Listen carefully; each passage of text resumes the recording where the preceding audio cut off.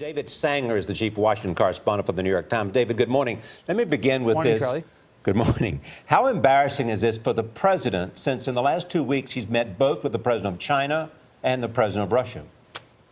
Well, it is pretty embarrassing because it tells you that neither President Xi Jinping of China nor President Vladimir Putin came out of those meetings particularly concerned enough about their relationship with President Obama that they're unwilling a week later to defy him. And while I'm sure the Hong Kong authorities probably made the final decision, it also seems clear that this is a matter of foreign affairs for China, and the Chinese must have signaled exactly what they wanted done, and the Chinese very much wanted this problem off of their shores. David, what do you make of Secretary Kerry, who is traveling overseas this morning, saying there will be consequences for Russia and China? You know, it was a curious comment that he made because we have big, complex relationships, Nora, with both countries.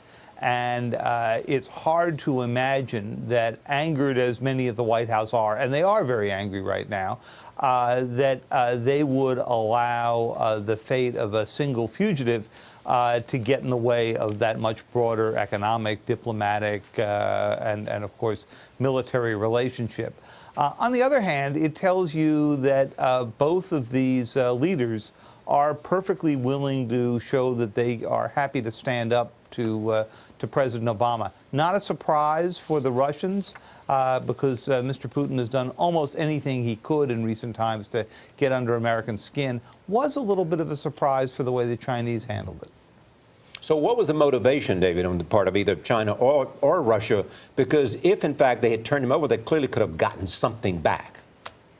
That's true. And so for the Chinese, it's a little bit mystifying. I think that the Chinese leadership determined that if there was, in fact, an extradition fight that was going on through Hong Kong, it could last months, it could stretch into more than a year, and that really could affect the relationship. And they didn't want to hear this coming up at every summit meeting, every discussion of other issues that are more important to them. And I think they probably came to the conclusion that Mr. Snowden didn't really have a huge intelligence value to them, because everything that he had, seemed to be willing to publish anyway. So David, they were going to get it.